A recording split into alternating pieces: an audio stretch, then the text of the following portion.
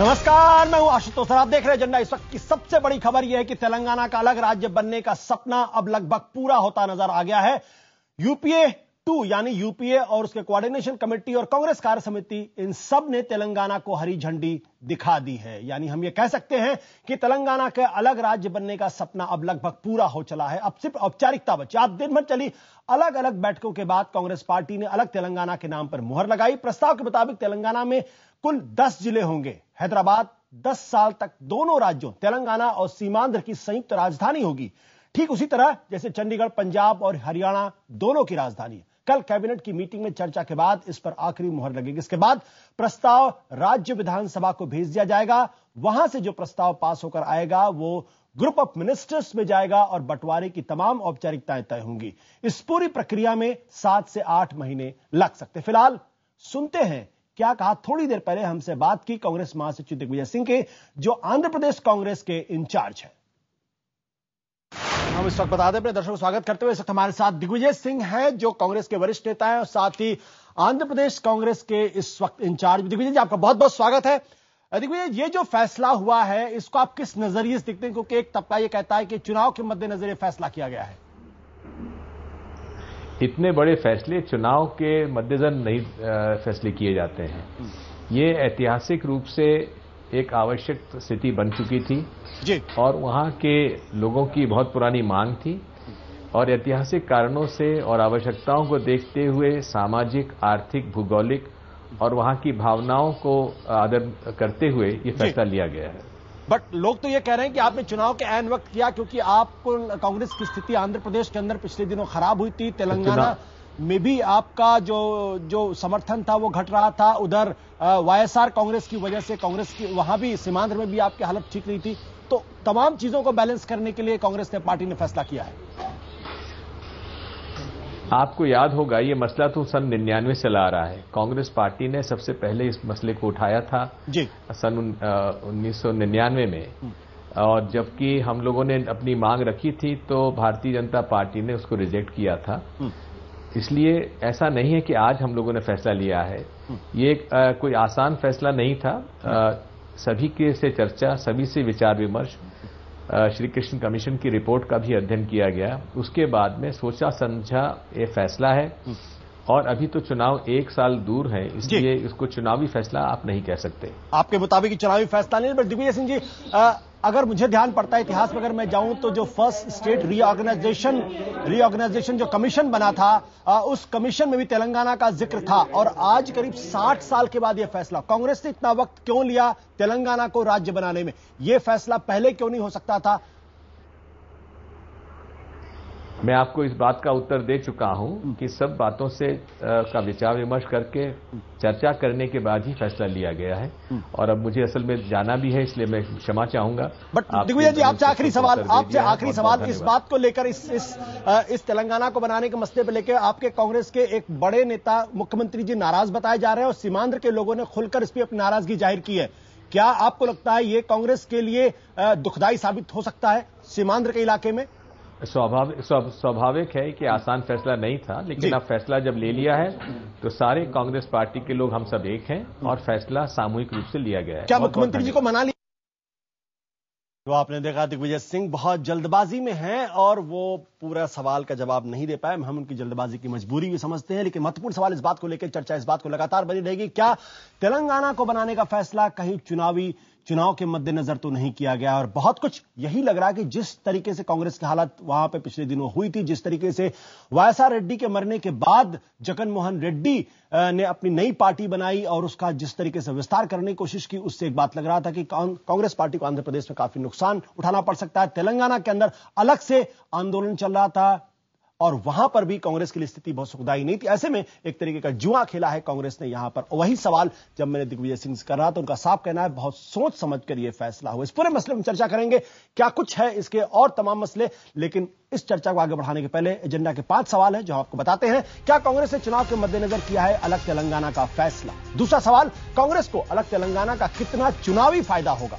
तीसरा, क्या इससे बाकी राज्यों के बंटवारे की मांग नहीं तेज होगी, जैसा कि विदर्भ, गोरखालैंड, बाकी जगहों पर यह आवाज उठ रही है? क्या तेज होगी गोरखालैंड और बोडोलैंड जैसे राज्यों और विदर्भ की मांग? और क्या छोटे राज्यों में तेज होती है तरक्की की रफ्तार? ये वो सवाल है जिस पर हम चर्चा करेंगे और आने वाले दिनों में इन सवालों पर काफी कुछ होगा। जाहिर है छोटे और बड़े राज्यों की बहस पुरानी है, लेकिन हमारा एजेंडा साफ है, हर राज्य को मिले तरक्की और विकास का पूरा मौका। बात करने के लिए हमारे साथ हैं हैदराबाद से कांग्रेस के नेता आबिद रसूल खान, आंध्र किसान महासभा के चक्रवर्ती, साथ ही साथ तेलंगाना राष्ट्र समिति के नेता हरीश राव हमारे साथ थोड़ी देर में जुड़ने वाले हैं, वरिष्ठ पत्रकार और ब्रॉडकास्ट एडिटर्स एसोसिएशन के महासचिव एनके सिंह, जो लंबे समय तक हैदराबाद से जुड़े रहे और वहां करीब 17 साल तक आपने हैदराबाद और आंध्र प्रदेश की राजनीति को करीब से देखा है। आजकल हालांकि तब भी दिल्ली में थे। और हमारे साथ हमारे पॉलिटिकल एडिटर सुकेश रंजन हैं और साथ ही साथ हमारे साथ हैं संजय तिवारी। संजय, इस वक्त क्या हाल है हैदराबाद के अंदर? आंध्र प्रदेश में कांग्रेस के इस फैसले को, यूपीए 2 के इस फैसले को किस नजरिए से लिया जा रहा है? आशुतोष, पूरे कांग्रेस ने जिस तरह से ये फैसला लिया है उसमें आंध्र प्रदेश में तेलंगाना इलाके में वो पूरी अगुवाई करता हुआ, राजनीति की अगुवाई करता हुआ कांग्रेस नजर आ रही है। आंध्र प्रदेश, तटीय आंध्र प्रदेश और रायलसीमा इलाके में भी वो पूरे आंदोलन की अगुवाई करती हुई नजर आ रही है। एक तरफ समर्थन की अगुवाई, एक तरफ विरोध की अगुवाई, कांग्रेस पूरी तरह से लीड करती हुई नजर आ रही है। और इस पूरे माहौल में टीआरएस और वाईएसआरसीपी खास करके वो मंथन करने में जुटे हुए हैं कि आखिर अब उनका रुख क्या हो, कैसे वो जनता के बीच में जाएं और बताएं कि ये फैसला जो कांग्रेस ने लिया है वो उनके हित में नहीं है। तो अभी इस समय टीआरएस की बैठक चल रही है, उनका टीआरएस लीडरशिप जो है क्लोज डोर मीटिंग चल रही है उनकी, और वो तय कर रहे हैं कि कैसे इस पूरे मसले को लेकर जनता के बीच में जाया जाए और पार्टी का स्टैंड तय किया जाए। बट संजय, तेलंगाना के राज्य के अंदर और जो सीमांध्र का इलाका, वहां से क्या खबरें आ रही? क्या वहां पे जो आम आदमी है, आम नागरिक है, दोनों इलाकों में इसको किस नजरिए से देख रहा है? आशुतोष, तेलंगाना इलाके में तो खुशी की लहर है, इसमें कोई शक नहीं। लोग यहाँ काफी खुश हैं। ये मांग बहुत पुरानी थी, 50 साल से ज्यादा समय हो चुका है इस मांग को लेकर तेलंगाना, तो यहाँ काफी खुशी है। लेकिन आंध्र इलाके या रायलसीमा इलाके, वहां जिस तरह का विरोध की बात की जा रही थी उस तरह का विरोध नहीं है। बेसिकली कांग्रेस की तरफ से पॉस्चरिंग थी और वो पॉस्चरिंग ही सामने आ रही थी। अभी तक आम जनता को इससे बहुत फर्क नहीं पड़ा है। मैंने कई लोगों से बातचीत करने की कोशिश की रायलसीमा और तटीय आंध्र के इलाकों में, लोगों को इससे बहुत फर्क नहीं पड़ता। हालांकि एक कंसर्न उनका जरूर है कि हैदराबाद जो उनके हाथ से जा रहा है, हैदराबाद तेलंगाना की राजधानी हो जाएगा आगे चल के। अभी तो दोनों की राजधानी है, लेकिन आगे चल के तो ये हैदराबाद एक बड़ा शहर था जहां जॉब अपॉर्चुनिटी थी, तो छात्रों को ये लगता है कि वो जॉब अपॉर्चुनिटी अब कुछ कम हो जाएगी उनके लिए। बिल्कुल सुकेश, क्या कांग्रेस के लिए ये आसान फैसला था? बिल्कुल नहीं आशुतोष, आसान फैसला होता तो 2010 में खासतौर पे जब चिदम्बरम होम मिनिस्टर थे और उन्होंने एक तरीके से शुरुआत की बात की थी कि हम शुरुआत की तरफ आगे बढ़ रहे हैं, उसके बाद 3 साल का वक्त नहीं लगता। ये आउट एंड आउट पॉलिटिकल फैसला है आशुतोष। आपको मालूम है जिस तरीके से 2009 में या 2004 में जितनी सीटें आंध्रा से कांग्रेस की आई थी, इस बार उनको लग रहा था कि ये ग्राफ घटता जा रहा है और एक बड़ा वर्ग ये चाहता था कि कम से कम तेलंगाना का गठन करके हम उस इलाके में अपने आप को कंसोलिडेट कर सकते हैं। आपको मालूम है और आज भी दिग्विजय सिंह ने ये बात कही है कि पहले टीआरएस ने कहा था कि अगर हम फैसला ये लेते हैं तो हम मर्ज कर जाएंगे, तो कम से कम एक इलाके में पॉलिटिकली प्रूडेंट फैसला लिया जाए कि हम 17 सीटें जो लोकसभा की है कम से कम उसमें अच्छा परफॉर्म कर सके। ये एक लॉन्ग स्टैंडिंग डिमांड थी, इसको मानना था। ये बहुत देर तक इसको डिनाई, इस राइट को नहीं किया जा सकता था, इसलिए ये फैसला लिया गया है। लेकिन अभी ये फैसला लेने के पीछे वजह साफ है कि उनके लोग बहुत गुस्से में थे, वहां के नेता बहुत गुस्से में थे और उस गुस्से को दरकिनार कर दिया गया कि जो बाकी आंध्रा के जो हिस्से हैं वो इससे नाराज होंगे, उसको दरकिनार करते हुए ये फैसला लिया गया है। पॉलिटिकली कैलकुलेटेड फैसला है। मुझे लगता है कि कांग्रेस इसमें अपना पॉलिटिकल डिविडेंड देख रही है और इसलिए खाती तौर पर पॉलिटिकल फैसला। सुकेश, इस बात की जानकारी मिल रही थी, इस बात की खबरें भी लगातार आ रही थी कि जो आंध्र प्रदेश के मुख्यमंत्री किरण रेड्डी, उन्होंने अपना इस्तीफा दे दिया है और उन्होंने नाराजगी जताई। हालांकि बाद में इस्तीफे की खबर को उन्होंने डिनाई किया है, लेकिन क्या वाकई में किरण रेड्डी नाराज है इस फैसले से? किरण रेड्डी नाराज हैं, इसमें कोई दो मत नहीं है, लेकिन उन्होंने अपना इस्तीफा नहीं दिया, ना ही वो अपना इस्तीफा देने वाले हैं। मैं ये कह सकता हूं ऑन ए सेफर साइड कि अपने डिसेंट नोट के साथ उन्होंने ये फैसला एक्सेप्ट किया है। देखिए, अपनी कॉन्स्टिट्यूंसी को एड्रेस करना उनकी मजबूरी है और अपने साथ जो भी, चाहे वो पल्लम राजू हो, चाहे वो पुरंदेश्वरी हो एनटीआर की बेटी, चाहे वो पन्नबक्का लक्ष्मी हो, ये तमाम लोग आज दिन भर, चाहे वो दिग्विजय सिंह हो, चाहे वो सोनिया गांधी हो, उनके पास अपना पक्ष रखते रहे। दरअसल वो एक संदेश देना चाहते थे अपनी कॉन्स्टिट्यूंसी को कि हमने आखिरी वक्त तक आपकी लड़ाई लड़ी है, हमने ऐसे नहीं छोड़ा है। लेकिन जब एक फैसला कांग्रेस पार्टी ने ले लिया तो ये स्ट्रक्चर्ड पॉलिटिकल पार्टी के लिए बहुत जरूरी होता है, और खासतौर पर कांग्रेस में, जब कांग्रेस वर्किंग कमेटी जो एपिक्स बॉडी है कांग्रेस की, उसने फैसला ले लिया, सोनिया गांधी और प्रधानमंत्री उसमें मौजूद थे, तो उसके बाद इस फैसले से पीछे हटने का सवाल नहीं है। तो मुझे लगता नहीं है, नाराजगी है लेकिन इस्तीफे तक बात नहीं पहुंच रही। बिल्कुल एनके सिंह साहब, ये जो कांग्रेस का पूरा फैसला है, क्या आप इसको किस नजरिए से देखेंगे? क्योंकि कांग्रेस का एक धड़ा इसका लगातार विरोध कर रहा था। क्या इसको वाकई में कह सकते हैं कि चुनाव के मद्देनजर फैसला किया गया है, और चुनाव का क्या फायदा इसमें कांग्रेस देख सकती है या मिल सकता है उसको? आप ध्यान रखिए कि कांग्रेस से, आंध्र प्रदेश से सबसे ज्यादा कांग्रेस को एमपीज मिले थे। आज वो स्थिति नहीं है। तो सुकेश की बात को हम थोड़ा सा मॉडिफाई करेंगे। हकीकत यह है कि ये पूरी पोस्चरिंग थी, थ्रू आउट पोस्चरिंग रही। पोस्चरिंग इसलिए रही कि अगर वो ये ना करते, आज कांग्रेस ये दावे से कह सकती है कि हमने तो अपने चीफ मिनिस्टर की भी बात नहीं मानेगी, यहां तक कि वो इस्तीफा देने जा रहा था, समझा बुझा के रोका गया। और किरण रेड्डी के लिए फायदा ये है कि वो रायलसीमा में जाके ये कह सकते हैं कि देखिए हमने तो बहुत लड़ाई की।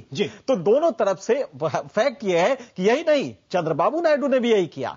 2I थ्योरी उन्होंने डेवलप की, और उसके यह था कि एक तरफ हम डिमांड करेंगे तेलंगाना की, और दूसरी तरफ कोस्टल रीजन में हम कहेंगे नहीं, बिल्कुल नहीं होना चाहिए। सभी पार्टियों ने लगभग यही किया, टीआरएस को छोड़ के।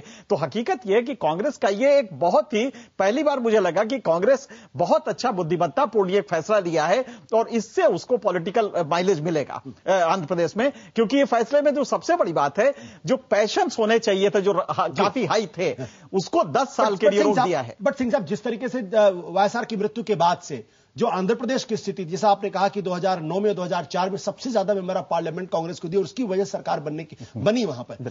तो क्या वायएसआर की मृत्यु के बाद से जो कांग्रेस की स्थिति थी, जिसके बारे में कहा जाता था कि शायद वहां 10 सीटें भी जीते, बहुत बड़ी बात, क्या उसमें किसी तरीके का गुणात्मक बदलाव आने की संभावना आप देखते हैं इस वक्त? जी हां, बिल्कुल आएगा। क्योंकि दो चीजें हैं। हालांकि अभी पंचायत के इलेक्शंस अगर आप देखें तो बहुत स्पष्ट है कि पंचायत में टीडीपी बहुत अच्छा कर रहा है। दूसरा आपका जगन रेड्डी ने बहुत अच्छा किया है। लेकिन आज जब यह फैसला हो जा रहा है, इसके बाद से दो ही चीजें रह जाती हैं। एक तो डेफर कर दिया कि आंध्र को लेकर जो नाराजगी थी रायलसीमा की और कोस्टल आंध्र प्रदेश की, इन दोनों की नाराजगी 10 साल के लिए दूर कर दी।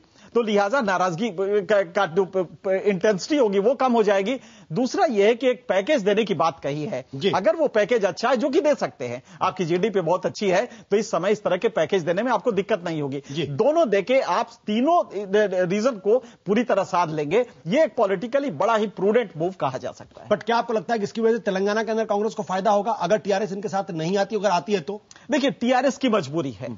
टीआरएस जो हमारा तेलंगाना राष्ट्र समिति, हाँ, टीआरएस की मजबूरी यह है कि अगर वो नहीं आती है तो सीट में कन्वर्जन उसका उतना नहीं हो पाएगा जितना कि कांग्रेस के साथ रहने पे हो पाएगा। तो इलेक्टोरल एडजस्टमेंट करके, एक तो यह कि मर्जर कर दे, दूसरा यह कि इलेक्टोरल एडजस्टमेंट, मुझे लगता है कि अभी फिलहाल इलेक्टोरल एडजस्टमेंट करके भी आएगा तो मल्टीप्लाई करेगा सीटों के टर्म्स में। तो इसलिए तेलंगाना में भी कांग्रेस को फायदा होगा। और दूसरा यह है कि अगर पैकेज अच्छा दे लेती है तो जो नाराजगी है वहां के बाकी मतलब नॉन तेलंगाना एरिया की, वो नाराजगी भी काफी हद तक कंटेन हो जाएगी। क्योंकि 10 साल तक हैदराबाद अभी कोई चिंता की बात नहीं है, और वहां बच्चों को जो जॉब की बात है, ये सारी चीजें मेरे ख्याल से मिलेंगी। बिल्कुल। और इस वक्त हमारे साथ हैदराबाद से जुड़े आंध्र किसान महासभा के नेता एन चक्रवर्ती, आपका स्वागत है। चक्रवर्ती, ये जो तेलंगाना बनाने का फैसला है, क्या आप उससे सहमत है?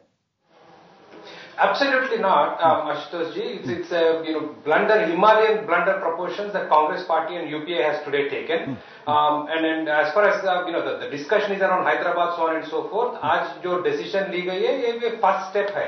इसके बाद it has to go to the cabinet. From there it has to go to the president. It has to come back to the assembly, and then back to the president, to the parliament. आपको क्यों लगता है कि Himalayan blunder है? Mister चक्रवर्ती, आपको क्यों लगता है हिमालयन ब्लंडर? बिकॉज आज कांग्रेस पार्टी जो है हैज ओपन्ड ए पैंडोरास बॉक्स। इसके वजह से आज तेलंगाना का इश्यू नहीं है, पूरा भारत देश का इश्यू है। That's what Mulayam Singh Yadav had also said, there many issues, similar demands across the country. Gorkhaland, Bodoland, Vidarbha, Saurashtra, Bundelkhand. I mean, I can go on and on. Jammu. So now we have opened a Pandora's box for everyone to make similar demands. And it's not going to be. But Chakraborty, let me interrupt. आप उसके पहले उत्तराखंड का गठन हो चुका, छत्तीसगढ़ गठन हो चुका, झारखंड का गठन हो, तब कोई पंडोरा बॉक्स नहीं खुला। तेलंगाना की डिमांड 60 साल से ज्यादा की डिमांड है। तेलंगाना अगर अलग राज्य बनता है तो यह तेलंगाना के हित में होगा या नहीं हित में होगा, ये मेरा सवाल है आपसे। It's absolutely not in the interest of Telangana. Telangana के आज जो leadership है, they have shot themselves in the foot. Telangana और हैदराबाद जो है is the crown jewel of Andhra Pradesh. Now it's going to be a capital for 10 districts. जब 1956 में Hyderabad state Andhra में मर्ज हुई थी, हैदराबाद कांग्रेस ने रेजोल्यूशन पास की कि 10 डिस्ट्रिक्ट जो है बहुत छोटा है हैदराबाद के सिटी के जैसा बड़ा सिटी के लिए।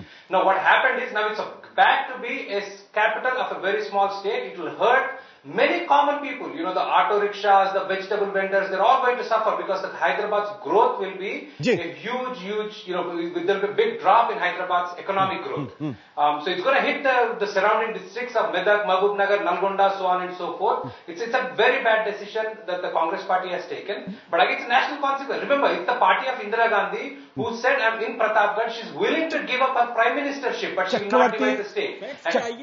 Yes. एनके सिंह साहब, भाई चक्रवर्ती जी, आपने अभी तक ये नहीं बताया कि आप फैक्ट नहीं बता रहे, क्यों तेलंगाना के हैदराबाद के तेलंगाना से जुड़ने से या तेलंगाना बनने से क्या नुकसान तेलंगाना का होगा या कोस्टल आंध्र प्रदेश का क्या नुकसान होगा, इसको फैक्ट्स में बताइए, इमोशन छोड़ दीजिए। ये क्वेश्चन जो है ये सिर्फ तेलंगाना के नहीं है, पूरे 8 करोड़ आंध्र प्रदेश के जनता का है। It's not just one reason against the other. आप हैदराबाद के बारे में बात करते जा रहे हैं, next fight, the big fight will be coastal Andhra और रायलसीमा में कैपिटल कहां होगा। वो फाइट को आप रिजॉल्व करना इतना इजी नहीं है। एक वाइजैग है, एक विजयवाड़ा है, एक कर्नूल है। ये डिस्प्यूट जो आप it's not a question of Hyderabad, the question is where the capital for coastal Andhra and Rayalaseema will be, and that is not an easy fight. It's going to be वो तो किसी भी जब भी आप स्टेट का डिस्ट्रीब्यूशन करेंगे तो ये दिक्कत आएगी। बट प्रबंधन, जो बात ये लगातार कहने की कोशिश की जा रही है कि भाई हैदराबाद तेलंगाना आ जाएगा तो क्या होगा, बहुत सारे डिस्प्यूट्स होंगे। बट अगर प्योरली सिर्फ गवर्नेंस के पॉइंट ऑफ व्यू से देखा जाए, अगर इकोनॉमिक डेवलपमेंट के पॉइंट ऑफ व्यू से देखा जाए, तो तेलंगाना को इससे फायदा होने की उम्मीद आपको नजर आती है, या आपको लगता है कि अलग राज्य बना के नुकसान किया गया है? देखिए, मुझे ऐसा लगता है आशुतोष की हैदराबाद का जो पोजीशन है वो एक, अगर आप इकोनॉमिक पॉइंट ऑफ व्यू से और फैक्चुअल पॉइंट ऑफ व्यू से देखें तो दोनों ही जो रीजन्स हैं उनको ये फायदेमंद होता कि हैदराबाद उनके साथ रहता है। इसमें कोई दो राय नहीं है। हैदराबाद एक ऐसा शहर है जो आईटी इनेबल इंडस्ट्री में बहुत बड़ा शहर बन चुका है, और आंध्र के जो लोग हैं, खासकर तटीय आंध्र के लोग हैं, उनका बहुत भारी इन्वेस्टमेंट उस शहर में है। तो कहीं ना कहीं एक फेयर फैक्टर जनरेट हो रहा है, वो एक अपनी जगह पर है जो इकोनॉमी की बात है। लेकिन सबसे बड़ा इशू जो तेलंगाना को लेकर है और जो हैदराबाद को लेकर है वो इमोटिव है, वो इमोशनल इशू है जो लंबे समय से चला आ रहा है। तो मुझे लगता है कि कभी भी ये अगर फैसला होता तो हैदराबाद को अलग कर देना या एक तेलंगाना से अलग करना ये मुमकिन नहीं था। और तेलंगाना की जो भावनाएं उससे जुड़ी हुई हैं 56 साल से और उससे कहीं ज्यादा से, तो मुझे लगता है कि ये एक प्रूडेंट फैसला है, ये लेना जरूरी था। और 10 साल का जो टाइम फ्रेम दिया गया है, लॉन्ग रन में अगर एक ऑल्टरनेटिव कैपिटल बहुत अच्छा डेवलप हो जाता है जो ईस्ट कोस्ट में जरूरत भी है, तो मुझे लगता है कि ये सारी जो बहस है वो खत्म हो जाएगी। बट प्रबंधन, तेलंगाना की डिमांड शायद हिंदुस्तान के अंदर जो सबसे पहले अलग राज्य की डिमांड उठी थी उनमें से एक है। 60 साल से ज्यादा का वक्त इसको लगा। तेलंगाना क्यों अपने आप को आंध्र प्रदेश में असहज महसूस करता रहा और क्यों उसने कहा कि नहीं, हमें एक अलग राज्य चाहिए? यह डिमांड क्यों, कैसे उठी थी? ये बहुत लंबा इसका इतिहास है आशुतोष। देखिए, जो आंध्र का जो रीजन रहा है तटीय और रायलसीमा का, ये शुरू से मद्रास प्रेसिडेंसी में रहा है और ये अंग्रेजों के अधीन रहा है। लेकिन जो तेलंगाना का रीजन है वो हैदराबाद यानी निजाम की रियासत का एरिया रहा है। अगर हम दोनों क्षेत्रों की बात करें तो दोनों में हालात बहुत बदतर थे। आम जिंदगी, जो आम लोगों की जिंदगी थी उसकी हम बात करें, लेकिन 1850 के बाद से एक बहुत अभूतपूर्व बदलाव आया और तटीय जो आंध्र प्रदेश है वो बहुत तेजी से विकसित हुआ, क्योंकि वहां सिंचाई की व्यवस्था अंग्रेजों ने की। निजाम के जो रियासत थी उसमें ऐसा नहीं हुआ, और ये जो फासला था इकोनॉमिक प्रॉस्पेरिटी का वो बहुत ज्यादा बढ़ गया। और यही जेनेसिस है। अगर हम तेलंगाना की जो तेलंगाना का अलग राज्य की जो मांग है उसके आधार की बात करें, इससे जो सिचुएशन और कंपाउंड हुआ है वो ये था कि तेलंगाना का जो कल्चर है अगर आप देखें तो वो डिफरेंट है बाकी आंध्र के एरिया से। उनकी जो तीज त्योहार हैं वो डिफरेंट है, उनके जो भाषा है वो जरूर तेलुगु है, लेकिन उनकी बोली जो डिक्शन है और जो उनके बोलने का जो तरीका है वो बिल्कुल डिफरेंट है, और वो अपने आप को एक अलग कल्चरल आइडेंटिटी के साथ जोड़कर देखते हैं। और ये सारे कारण रहे हैं जब बहुत शुरुआत से उन्होंने अलग तेलंगाना की मांग की थी, और सबसे उसमें बड़ा कारण जो जुड़ा वो हैदराबाद को लेकर था। जैसे ही आंध्र प्रदेश के लोगों ने हैदराबाद की मांग करनी शुरू की, जब मद्रास उनको नहीं दिया गया, उसके बाद से ये कांग्रेस इसके पीछे ये देखने की कोशिश कर रही कि उसको इसका राजनीतिक फायदा कितना मिल सकता है। क्या आपकी नजर में ये राजनीतिक तौर पर कांग्रेस के लिए फायदे का सौदा होगा? मुझे लगता है कि जो सिचुएशन है, जो टाइमिंग है, इस हिसाब से जब फैसला लिया गया है तो ये सोच के लिया गया है कि राजनीतिक जो फायदा है वो तेलंगाना में ही अब कांग्रेस को मिल सकता है। जो सीमांध्र का एरिया है वो तकरीबन कांग्रेस के हाथ से 2014 की बात करें तो जा चुका है, और कांग्रेस को लगता है कि 17 में से 12 सीटें अभी भी कांग्रेस की हैं वहां पर। ये बात अलग है कि वो वाईएसआर जीत कर आए थे, लेकिन कांग्रेस को ये लग रहा है कि वो 12 सीटें सिक्योर की जा सकती हैं। और एक बहुत बड़ा जो मौका है वो ये है कि टीआरएस मर्ज कर सकता है कांग्रेस में, क्योंकि उनके पास अब कोई बड़ा पॉलिटिकल एजेंडा नहीं है। और ऐसा होने पे 17 सीटों पे सशक्त दावेदारी कांग्रेस की हो सकती है। ये गिवन सिचुएशन में, आज की सिचुएशन में कांग्रेस के लिए फायदेमंद सौदा है। बिल्कुल। बट एनके सिंह साहब, जो सवाल चक्रवर्ती उठा रहे थे कि भाई देश के दूसरे हिस्सों में भी लगातार अलग राज्य की डिमांड बढ़ती जाएगी। विदर्भ के नेता ने आज ही सोनिया गांधी को चिट्ठी लिखी है, गोरखालैंड के अंदर भी इस तरह की खबरें आ रही है। तो क्या वाकई में एक पंडोरा बॉक्स खोला गया है? नहीं, देखिए, उत्तराखंड अलग हुआ, झारखंड बना, छत्तीसगढ़ बना, कभी ऐसा नहीं हुआ। अच्छा, ये तो इंडिया में ये प्रॉब्लम ही है कि भारत एक ऐसा देश है जिसमें कि कल्चरल आइडेंटिटीज डिफरेंट है, बहुत सारे वेरिएशंस हैं, जियोग्राफिकल वेरिएशंस है, रीजनल वेरिएशंस है, लिंग्विस्टिक वेरिएशंस है। तो नेचुरली ये डिमांड उठेंगे, और उठते हैं तो उसमें कोई बुराई नहीं है। मान लीजिए आप एक छोटा सा राज्य कार्व आउट करते हैं तो उसकी स्वायत्ता मिलती है, बाकी आप इकोनॉमिक छोड़ दीजिए, एडमिनिस्ट्रेटिव छोड़ दीजिए, तो कम से कम उसको एक ऑटोनॉमी मिलती है। इस बात को लेकर वो समाज खुश होता है, इसमें भी कोई बुराई नहीं है। लिहाजा अगर आप छोटे राज्य बनाते हैं तो कोई बुराई नहीं है। जो सबसे बड़ी बात है, हैदराबाद को जो आपने ओरिजिनल क्वेश्चन था, हैदराबाद को लेकर जो पैशंस इतने हाई रन करते हैं, उसका फैक्टर यह है कि टोटल आंध्र प्रदेश का जो रेवेन्यू होता है उसका 45% हैदराबाद देता है, अकेला हैदराबाद 45%, 55% सेंट्रल रेवेन्यू का, जो सेंट्रल रेवेन्यू वहां आता है पूरे प्रदेश से, उसका हैदराबाद सिर्फ देता है। आईटी में, कंट्री के पूरे IT and IT enabled industry में 15% कंट्रीब्यूशन हैदराबाद का है। तो नेचुरली इतना बड़ा रेवेन्यू का रिसोर्स है, तो कोस्टल आंध्र प्रदेश या नॉन तेलंगाना एरिया जो है वो कहेगा कि हमारे हाथ से जा रहा है। तो कांग्रेस को एक पैकेज देना पड़ेगा उनके फीलिंग्स को एस्वेज करने के लिए। ये अगर ये कर लेता है तो मुझे लगता है कि दिक्कत नहीं होगी। बिल्कुल। एनके सिंह साहब, साथी प्रभंजन सुकेश चक्रवर्ती, इस चर्चा को आगे बढ़ाएंगे। छोटे से ब्रेक के बाद लौटेंगे तो